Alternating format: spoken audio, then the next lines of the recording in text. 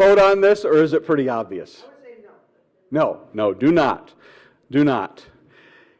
We can see right from the beginning, and this is the book of Genesis is divided up into 12 parts. There are like 12 different stories within the book of Genesis.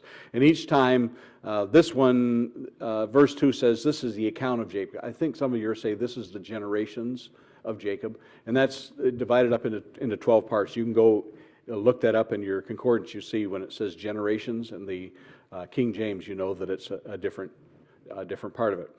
So this is the account of, obviously, Joseph being sold into slavery. Now, if this were the only chapter you read, what would you think?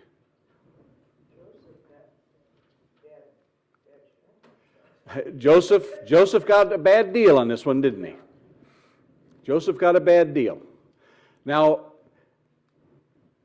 clearly a third of the book of Genesis is devoted from chapter 37 on to Joseph and what becomes of this. You have all of this up to this point. We're covering, let's see, we are about 2,300 years from creation, more or less, in this.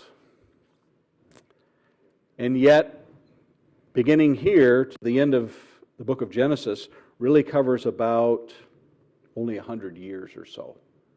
Less than 100 years, 90 years or so. Many things that we look at, Jacob is now living in the land of Canaan. These are the generations of Jacob. Joseph is 17 years old, and for those that like to keep track of the ages of this, it's going to be, from this point, when Joseph is sold into slavery, it's going to be another 21 years or so until Joseph sees his brothers again. In 21 years, Joseph has to, in the back of his mind, and put yourself there, your siblings have sold you into slavery. Now, slavery, it's not as though you had to go to a boarding school and you had to, you became a servant, a butler or something. You're sold into slavery. Then, when things go bad, he ends up going to prison. Put yourself in that position. And this is working on your mind for 20 years. This is the stuff of a soap opera, isn't it? This epic saga that takes place over decades.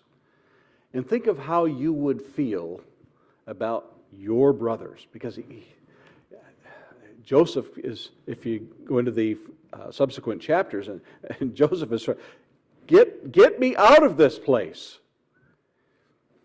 Would you be thinking about your brothers who did this to you? You'd have a bad attitude towards him. Okay. Would we have to vote on that to see, would we all have a bad attitude towards that? Or would we all think, boy, this is part of God's grand plan here. I'm just so happy it happened to me. It is tough to reconcile this.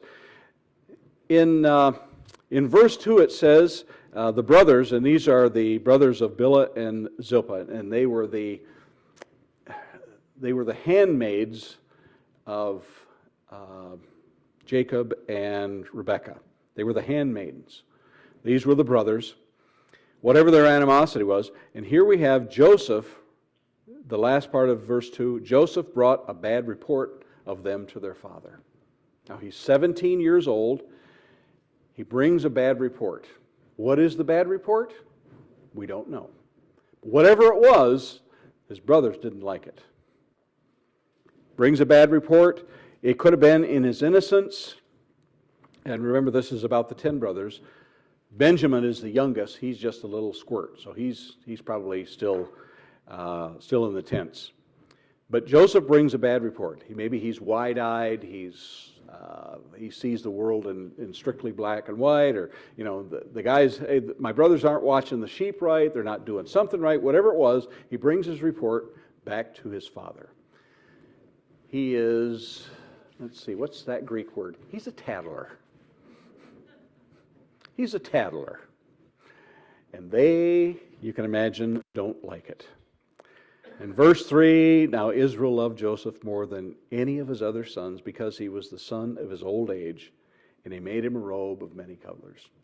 Now, the reality of it is, if I ask you if anyone here has a favorite child, and if your children are in this class, do not raise your hand. Do not. But you love all of your children, true? But you like some more than others. The one that brings you coffee in the morning, the one who cleans their room, the one who does everything perfectly, gets good grades, all that. Then you have the other one that is a rebel who never makes their bed, they're always getting in trouble, they're breaking curfew, all that. You may like them less. Is that okay?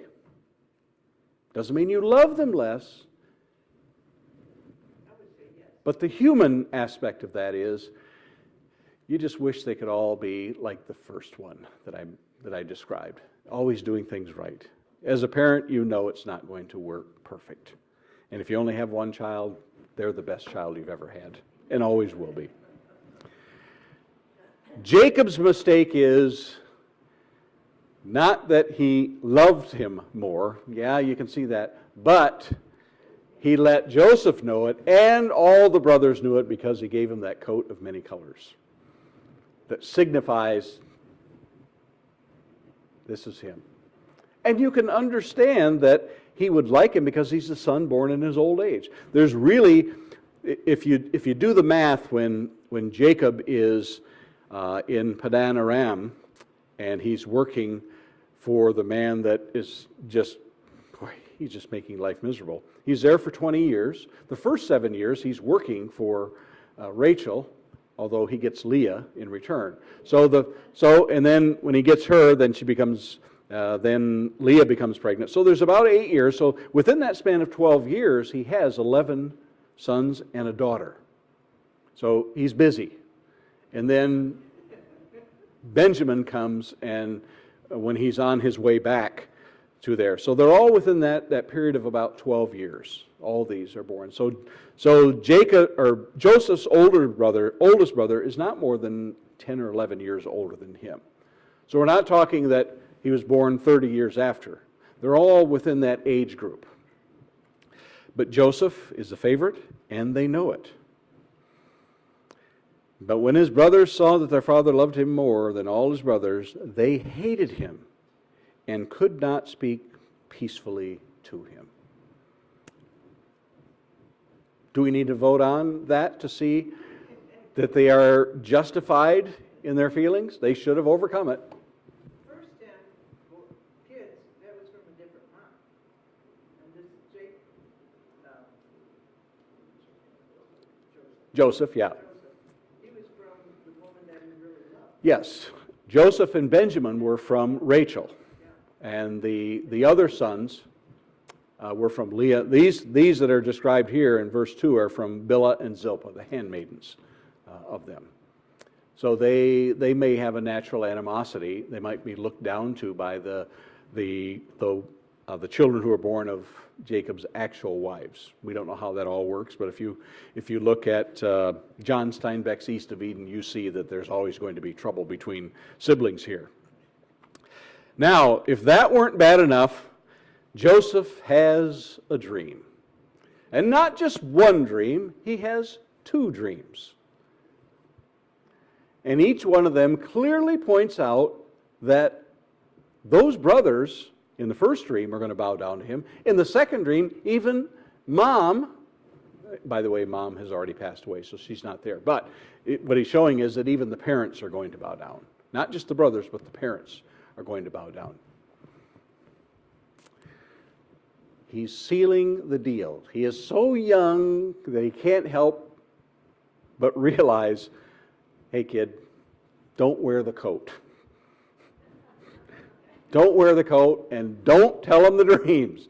But it's part of God's plan.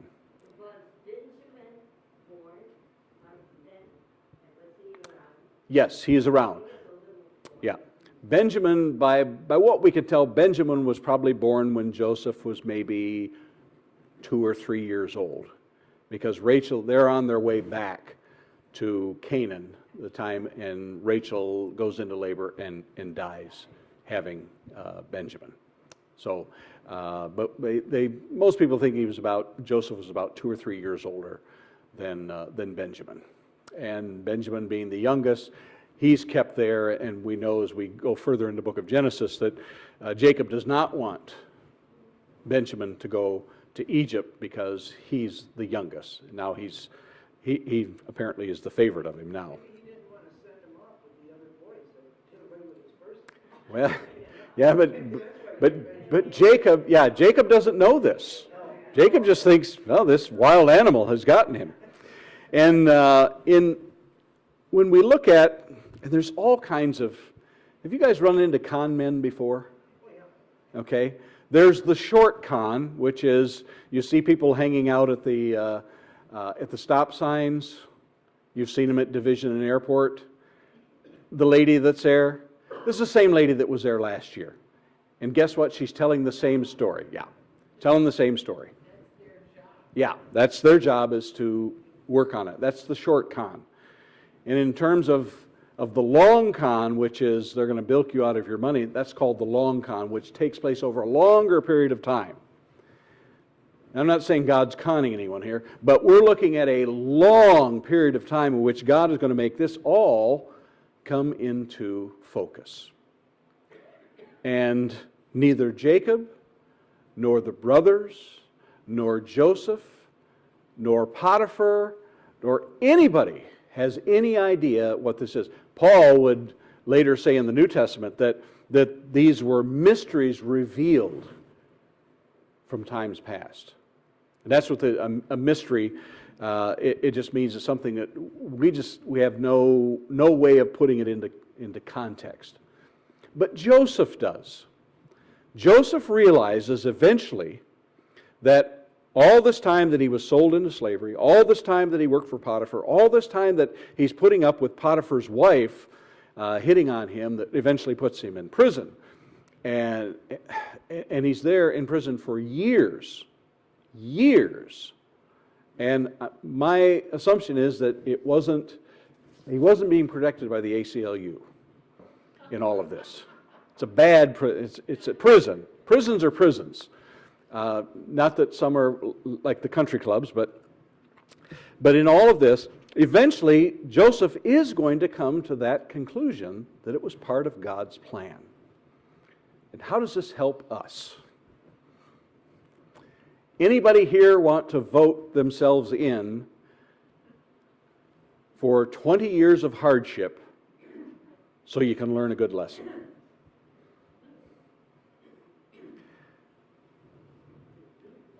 don't think at that time they could control their destiny at all.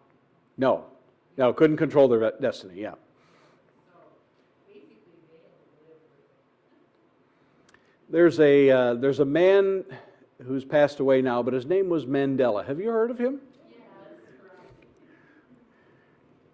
Now, he was a bad man in his younger life. In the trouble. Yes, he was a troublemaker. And he gets sent to prison. And in that prison, he makes a journey in his own life, which transforms him into the man that he would become. But it wasn't until he spent that time in prison. And not everybody makes that journey, because some people going to prison only hardens them. And going to prison usually produces more hardened people than it rehabilitates. Prisons are called, what do they call prisons? Correctional institutions, which oftentimes do everything but correct the behavior. But Mr. Mandela corrects his behavior and becomes one of the great men, in history will record he is one of the great men in history. because he comes to a conclusion in his life and makes that change, the same way that Joseph does. And eventually, and while we're focusing on this chapter, it will be another 20 years when he sees his brothers and he pretends as though he can't understand them, but he can still speak their language, he can still understand it. And he hears his brothers lamenting about, I knew we shouldn't have done this, I knew we shouldn't have done this. He's hearing them say this. I knew we shouldn't have done that to him. And he realizes they're talking about him, but they don't know he can understand them because he's using an interpreter, although he can understand them. And so Joseph hatches out this plan to get his father. What he really wants his little brother to go there. But then, the second time that they come back, he finally reveals himself. And the conclusion that he comes to is that you meant it for evil, but God meant it for good so that I can preserve all of these people.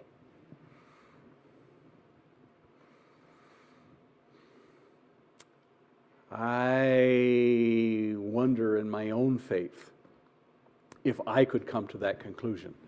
Because 20 years is a long time to harbor something in your heart about ways that you have been wronged. Look at people who feel they've been wronged by the government by being overtaxed. They hatch out plans to blow up bridges and kidnap a governor. That's real, by the way. You know that, right? When they tossed him in the pit and they knew they was doing bad, that was God's plan. It was God's plan when they threw him in the pit. All of this. It's in modern terms, we call that an algorithm. You know, your computers work on this algorithm. They can figure out the way you act and touch. But Joseph figures it out. He would have known that it was God's plan when he figured it out. Eventually, Joseph does. We don't know the exact moment. There's a book that came out. It's called Aha. They're called aha moments. You've had those. They're almost epiphanies, like, oh, I get it. Aha! You're watching a movie and it's one of these mysteries and you're trying to figure something out. And for me, even after the movie is over and the credits are running, I'm still thinking, I don't get that. I don't get it. You know, the credits are running in my life all the time. I'm thinking, I don't get that. But Joseph gets it. That he can look back on all of this. And the dreams that he had come true. Is that they do bow down to him.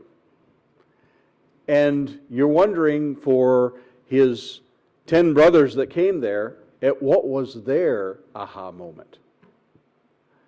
Is their bowing down and it says Joseph revealed himself? I'm Joseph, your brother. And they're going,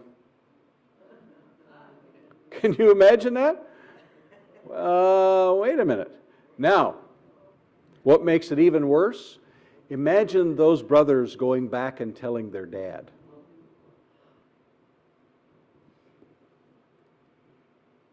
And Jacob said, what?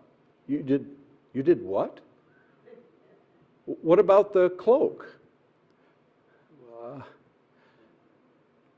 And yet, nothing in anything that Jacob says reveals that he was angry about that. When he is asked by Pharaoh a little bit about himself, he says, few and bad are my years. And you look back at Jacob's life and you consider everything that he has had to go through of living all of those years, over 20 years, thinking your son was dead. And I'm thankful that God has never put it in my life that my children have died. And I hope that I pass away before they do. I cannot imagine what it's like for a parent to lose a child. But he goes through this anguish year after year after year. And it says that his children tried to console him. And he says, I will go to my grave. And many people do go to their grave in absolute anguish that their child has died. And that aha moment when Jacob realizes that the son that he thought, his favorite son, was still alive.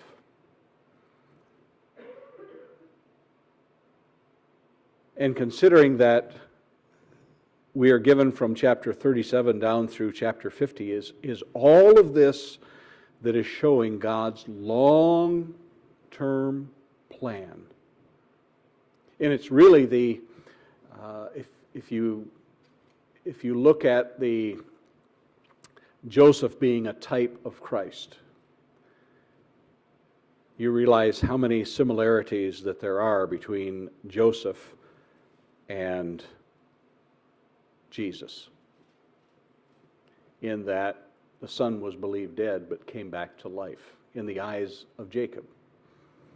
The son that he thought was dead has now come back. And in this plan that if God can work all of this out, because one day there is going to be a famine so severe that everyone is going to be affected by it. And he puts this man in place.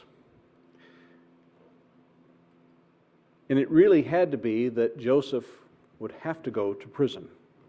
He would have to learn, not only in prison, but also under Potiphar, he would have to learn these skills that he was going to need. How he did it, I don't know. Joseph, though, we think we'd be bitter, but I think if he was bitter, he wouldn't have become the model prisoner. He right away became the model prisoner. Yes. He became in charge. He was the model prisoner. He was the model servant for Potiphar because he says, when Potiphar's wife goes after him, how can I do this? But you'd think if he were bitter, he wouldn't have turned out to be a model. Yeah. You wonder if God didn't work with him Mm-hmm. sooner. Yeah, and each time it will tell us that in all of this, God was with him for that. And so Joseph learns these skills, and one day these skills come in handy because Joseph is able to figure out, wait a minute, there's still this many years of the famine, or the good times. So we're going to have to gain all of this grain. And not only that, but when the famine starts, everything ends up, except for the things that are given to the priests, everything ends up under Pharaoh's command. Because eventually they have to sell everything back to him in order to get the grain. Very astute. Very astute. But God's long-term plan, and then we go even further back, we go all the way to what Titus and Titus 1 and Paul in Ephesians 1 tells about, that before the foundations of the world, God's had this plan. Before the foundations, before it was ever spoken and said, let there be light, let there be Venus, let there be earth. All of these things were spoke. God had a plan. And then we come to the book of Genesis, in Genesis 3, and it says, from the seed of woman. There's the plan that is laid into place. And all of this, we back up to Jacob, we back up to Abraham, we back up to all of those patriarchs, that everything there is God's plan. And we wonder sometimes, well, I sure would like to know a little bit more about all of those Hittites or the Sumerians and all these things that they're telling us about, those cultures from ancient times. But it really doesn't have anything to do with your salvation and my salvation. But these accounts in the book of Genesis directly affect my salvation today, because it shows that God was in command all along, that nothing was overlooked, because you're valuable, you're valuable, you're valuable, you're valuable, you're all valuable. And not only that, your value is incalculable. There isn't a price that can be put on our soul. That's how much God loves us. Whether Joseph realized it in its entirety, because you look at the things that the psalmists would write that were prophetical, they were messianic in their writings. The things that they talk about that they knew down to the dividing of the garments and the price that was going to be paid, all this, they wouldn't have understood what they were writing if they understood at all that this was something into the future, or as Paul calls it, that great mystery. That all of this is in place, of which our jaw absolutely drops in that aha moment when we get it. That in passages like this, God saw my face and your face in all of this. It's quite amazing to consider in this, and the fact that Joseph connects the dots on this. And especially when you come to chapter 50, Jacob dies. They take him back because he says, I want to be buried in Canaan. They take him back. They come back to Egypt, and the brothers know that it is reckoning time. It is time to, what's the Greek word? Pay the piper. And they know that Joseph can do anything he wants to them. Not as long as Dad's alive, because Dad wouldn't allow it. But Dad's gone now. And they come, as we say, with their hat in their hand. And Joseph says, am I in the place of God? Am I in the place of God? He had the power to do it, but he understood that his power only came from God. And then he has to let them know and make them aware. You meant it for bad, but God meant it for good. And how does that help us? How do we come to a reckoning in our own lives that, as Paul writes in Romans 8:29, all things work together for good. For who? Those that love God and are called. All things work for good. Because this either heavy dew or rain that we got last night, however minor it was, did it only rain on your house? No, it rained on everybody. When the storm comes through, I'm looking, yes, some lady told me about a tornado that took away her house a couple of years ago. Now, some people might become bitter of that, but others can move through it. How it works, how we can say, sure, I'm glad that tornado hit me. Sure, I'm glad that they don't call them tornadoes in Florida, they call them hurricanes.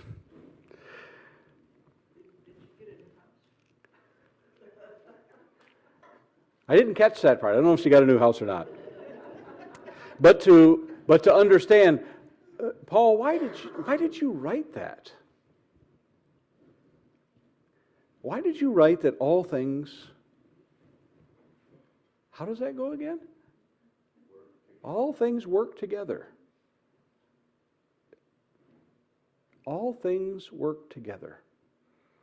And if you can figure that out, as Mr. Kipling said, you're a better man than I, Gunga Din. We can't figure out that if anybody ever looked at the backside of a tapestry before? If you look behind a tapestry, and sometimes all you have to do is look at those embroideries that they do with a sewing machine, you turn it on backwards and think, I can't tell what that is. You look behind the tapestry and it's nothing but a bunch of multicolored strings just hanging loose.